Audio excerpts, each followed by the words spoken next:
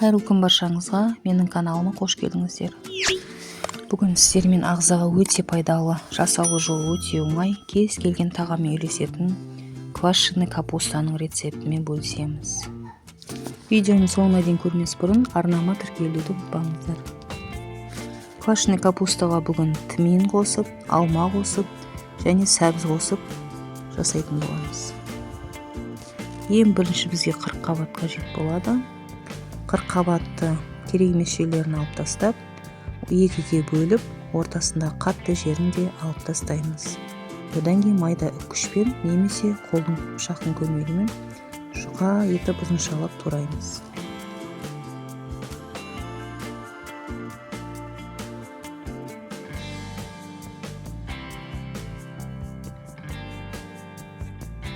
Туралған капустамызды үлкен ыдысқа саламыз.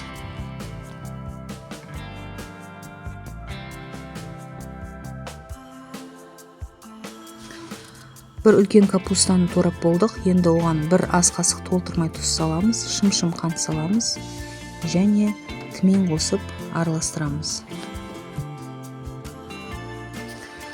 Бірінші жай араластырып аламыз. Тұзы толық арасына сіңгеннен кейін қолымыздың күшімен мүжіп су шыққанша мүжеміз. Капустамыз дайын болғаннан кейін стерилденген банкімізге саламыз.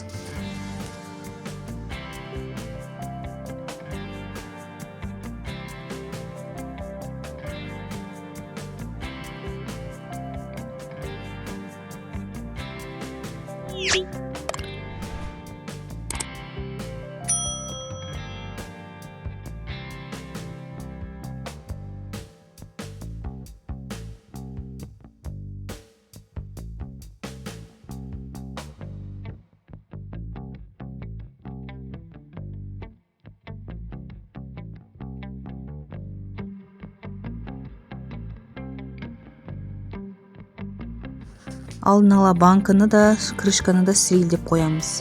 Мына менің 3 литр стерилденген банкіме жаңа жасалған капустамызды салдық. Банкымыз толмай қалды. Оны толықтыру үшін тағы да көз мөлшерімен 40 қабатты турап, оған көз мөлшерімен тұз, қант және тминді қосып араластырып, банкымды толықтырдым.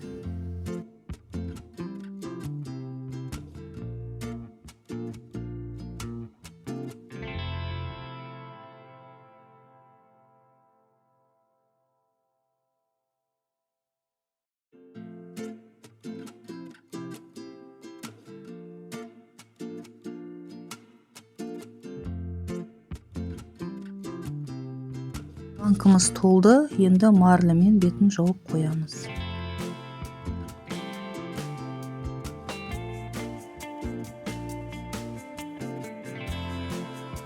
Енді квашеный капустаны енді сәбіз қосып жасаймыз. Ол үшін бізге сәбіз бен капуста қажет болады. Капустаны майдалап ұзыншалап турап аламыз. Оған корей үккішінен өткізілген сәбізді қосамыз.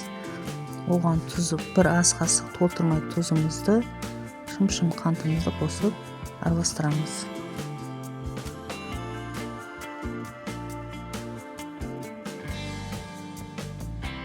Бірінші жаймен тұзы сіңгенше араластырып алып, одан кейін қолдың күшімен суы шыққанша мүжеміз. Ары қарай біз стерилденген банкімізге саламыз.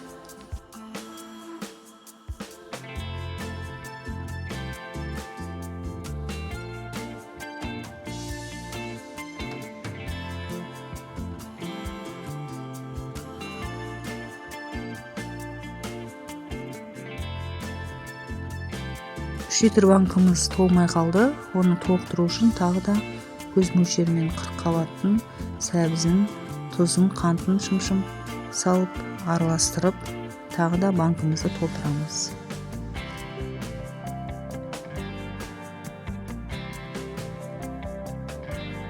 Су шыққанша әбден мүжіп банкымызға саламыз.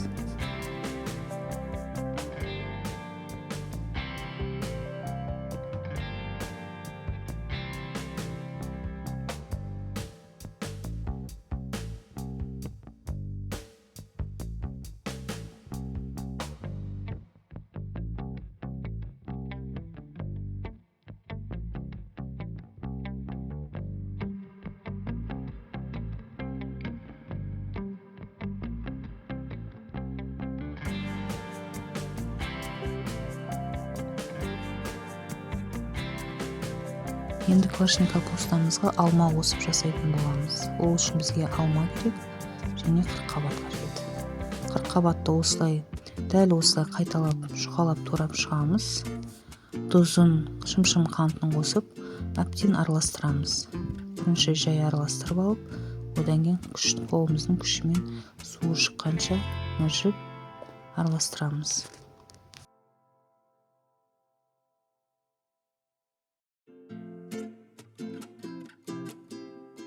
Енді стерилденген банкімізге қырыққабатымызды саламыз. Құрттамаған таза алманы тіліктеп, банкамызға саламыз. Әр банкіге қырыққабат салған сайын, оның үстінен қолмен жұдырықпен басып отыруды ұмытпаңыздар.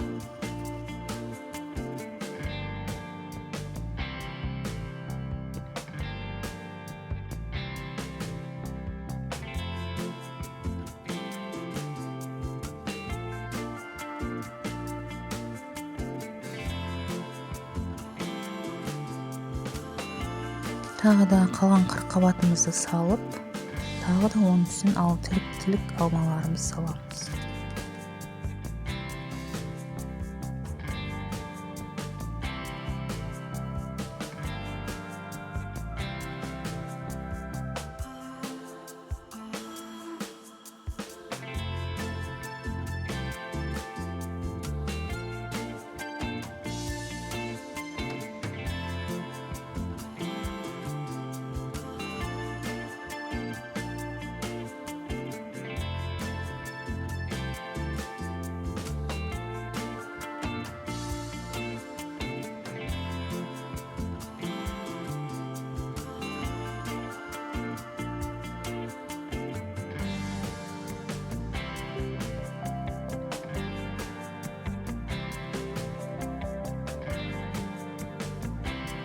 Барлығы дайын.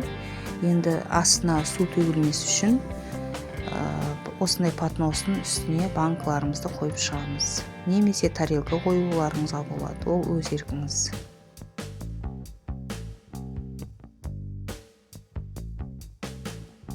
Банкымызды осындай таза марлемен бетін жауып, бөлме температурасына 3 тәулікке дейін ашытуға қоямыз.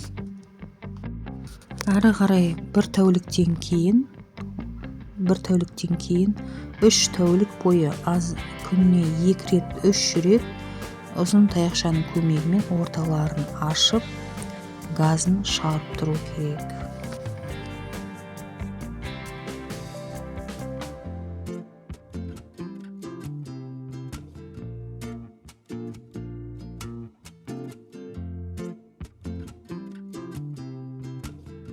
Тұздалған қырыққабатымыз дайын. Енді банкымызды стерилденген крышкамен жауып, тоңазытқышта немесе погребта салқын жерде сақтауларыңызға болады. Асқазан ішек жолдарына өте пайдалы квашеный капустамыз дайын. Қыс бойы осылай дайындап, денсаулықтарыңызды нығайтсаңыздар болады. Видео ұнаса, каналыма тіркеліп, лайк басып, комментарий қалдыруларыңызды сұраймын. Келесі кездескенше аман сау болыңыздар.